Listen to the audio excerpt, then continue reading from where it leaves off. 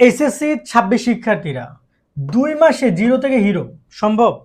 হ্যাঁ, সম্ভব। তুমি যদি চাও 2 মাসে তুমি এটা অ্যাচিভ করতে পারো। দেখো, তোমাদের সঠিক গাইডলাইন, সঠিক রুটিন, সঠিক টেকনিক ফলো করলে 2 মাসে তুমি যদি প্রতিদিন 1% করে নিজেকে যদি তুমি বৃদ্ধি করো, নিজেকে তৈরি করো 1% করে মাত্র, তুমি কি ইমপ্রুভ করছো?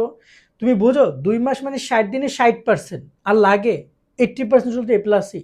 তো চলো আজকে একটা প্রপার প্ল্যানিং তোমাদের সাথে শেয়ার করি 2 মাসে তুমি কিভাবে কি করছো।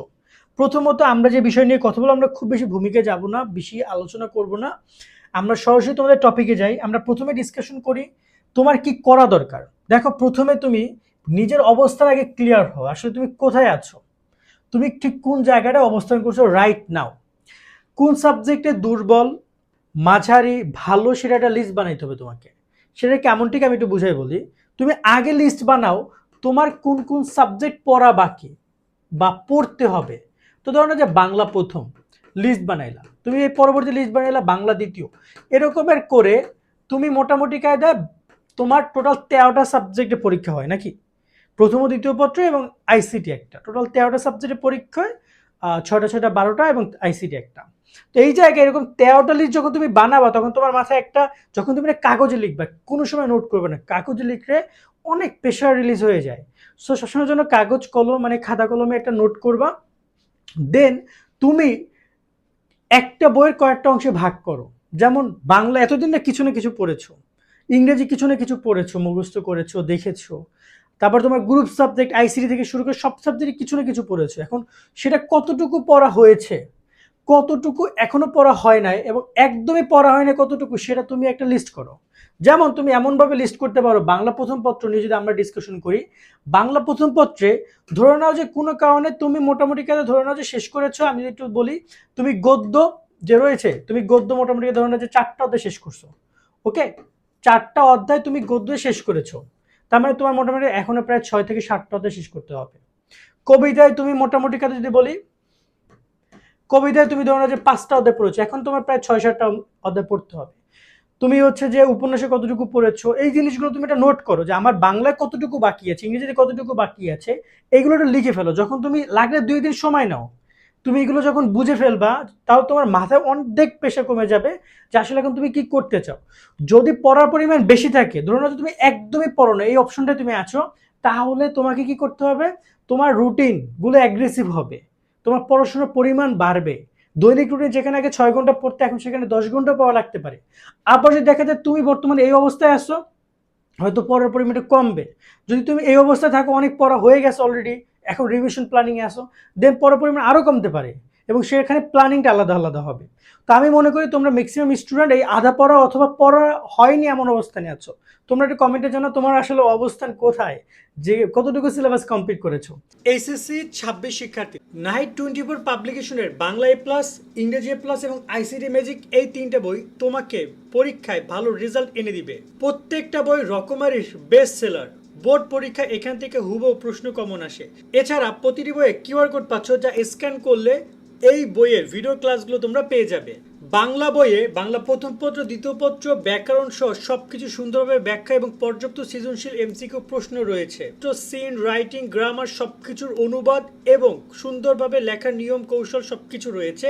আইসিটি ম্যাজিকে টপিক ভিত্তিক প্রশ্ন, পর্যাপ্ত সৃজনশীল এমসিকিউ রয়েছে। আজকেই তোমরা বইগুলো অর্ডার করতে নাইট 24 পাবলিকেশন অথবা স্ক্রিনে দেওয়া নাম্বার অথবা রকমারির ওয়েবসাইটে যোগাযোগ করো। দ্বিতীয়ত আমরা যে বিষয় নিয়ে কথা বলবো সেটা হচ্ছে দীর্ঘমেয়াদী তুমি একটা গেম প্ল্যান সাজাবা। সেটা কিভাবে, খেয়াল করো, অনেক শিক্ষার্থী যাদের একঘেয়েমিতে চলে আসে, খুব ভালোভাবে পড়তে পারে না, একদিন একটা সাবজেক্ট, তারা চাইলে এই সেকেন্ড প্ল্যানটা অনুসরণ করবা, যে 2 থেকে 3টে সাবজেক্ট দৈনিক তুমি পড়বা। আর যারা কিনা দেখা যায় যে একঘেয়েমিটা রয়ে তেমন নাই, চাইলে সারাদিন একটা বিষয় নিয়ে ঘ্যান ঘ্যান করতে পারবা, তারা এই দৈনিক প্রত্যেক দিন একটা সাবজেক্ট তুমি পড়ো। এখন এইখানে তুমি দীর্ঘমেয়াদী প্ল্যানটা কি, দীর্ঘমেয়াদী প্ল্যান হচ্ছে তোমার হাতে সময় আছে কতদিন, সেটাকে তুমি সাবজেক্ট দিয়ে ভাগ করতে পারো। যেমন তোমাদের সময় আছে রাইট নাম যদি বলে প্রায় 60 দিন প্লাস, তো তুমি যদি প্রত্যেক দিন প্রত্যেকটা সাবজেক্ট তুমি হিসাব করো, তোমার হাতে সাবজেক্ট আছে টোটাল প্রায় কয়টা সাবজেক্ট, 13টা।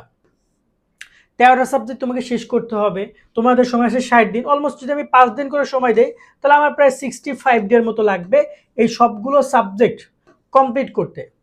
সবগুলো সাবজেক্ট কমপ্লিট করতে কত? 65 ডের মতো লাগবে। তা আমার এইটুকু কি এনাফ না? যদি আমি প্রতিদিন 5 দিন করে দেই প্রত্যেকটা সাবজেক্টের উপরে। এখানে আমার কিছু কথা আছে, কিছু সাবজেক্ট 5 দিনে হবে না, কিছু সাবজেক্ট বেশি সময় লাগবে, আর কিছু সাবজেক্ট 5 দিনের আগে হবে।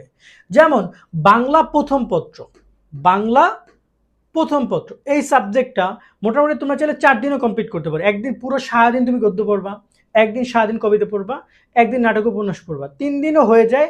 যদি তোমার কাছে মনে হয় যে না, নাটক একদিন, উপন্যাস একদিন, এভাবেও চাইলে পড়তে পারো।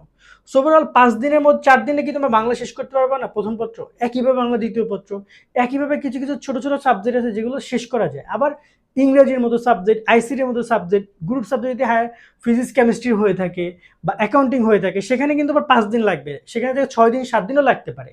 তো এরকমভাবে তুমি এটা দীর্ঘমেয়াদী প্ল্যান করবা। আর যারা কিনা দেখা যায় প্রতিদিন 2-3টা করে সাবজেক্ট পড়বা, তারা সকালবেলা কঠিন সাবজেক্টগুলো পড়তে পারো, বিকেলবেলা একটু সহজ সাবজেক্টগুলো বা এমসিকিউ সলভ থেকে শুরু করে লেখালেখিগুলো, রাত্রেবেলা একটু পড়া মুখস্থ করার বিষয়গুলোর প্রতি ফোকাস রেখে তোমরা এবার প্ল্যান সাজাতে পারো। তবে এখানেও তোমরা ট্রাই করবা বাংলা মিনিমাম 6 থেকে 7 দিন পড়ার, তার সাথে তোমরা ইংরেজি পড়ো। মানে সহজ বিষয় দিয়ে শুরু করো, দেন আস্তে আস্তে আস্তে আস্তে তুমি কঠিন বিষয়ে যাও। সরাসরি কঠিন বিষয় থেকে শুরু করবে না কখনোই। ওকে, এভাবে তুমি দীর্ঘমেয়াদী প্ল্যানটা সাজাইতে পারো।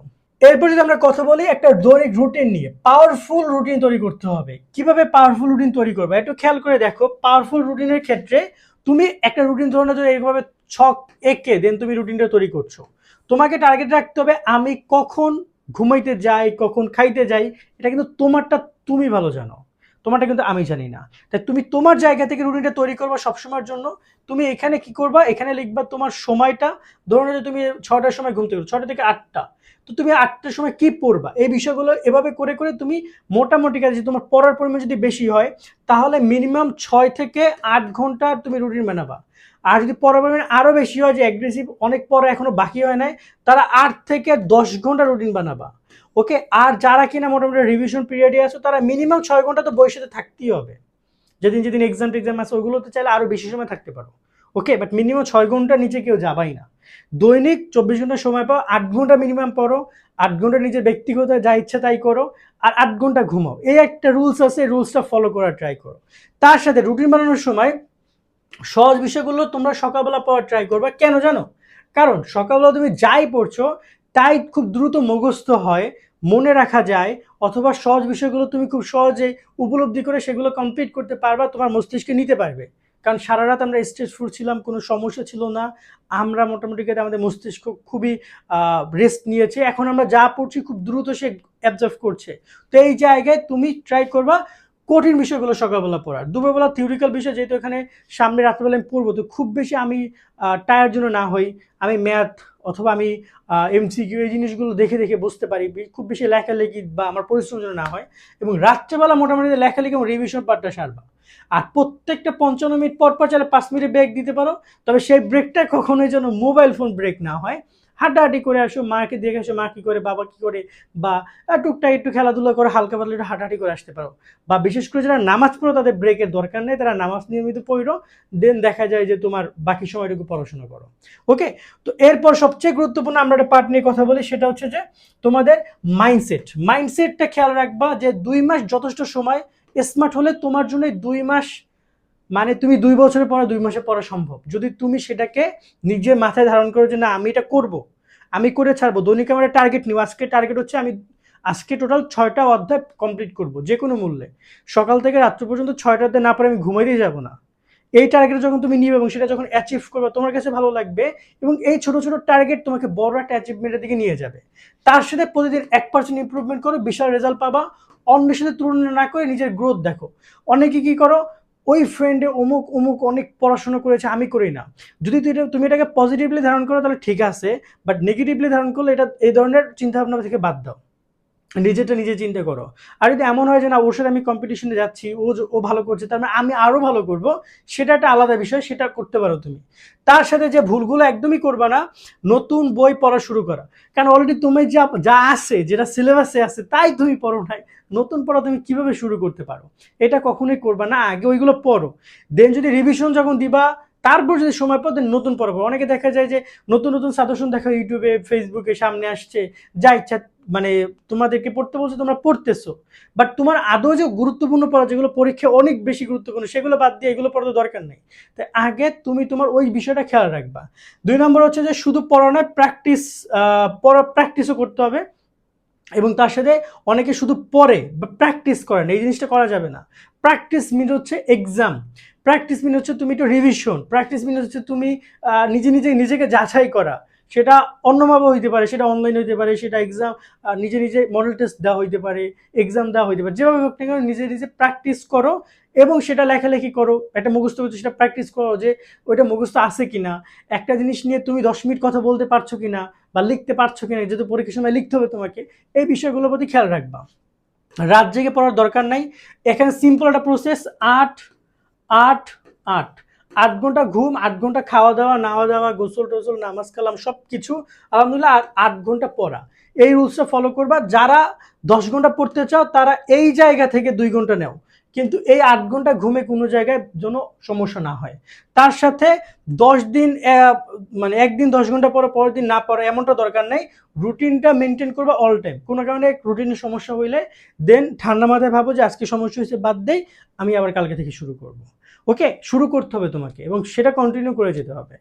আশা করি তোমরা বুঝেছো। আজকের মতো ভিডিও আমরা এখানে শেষ করছি। সকলে অনেক অনেক ভালো থাকবা। আল্লাহ হাফেজ।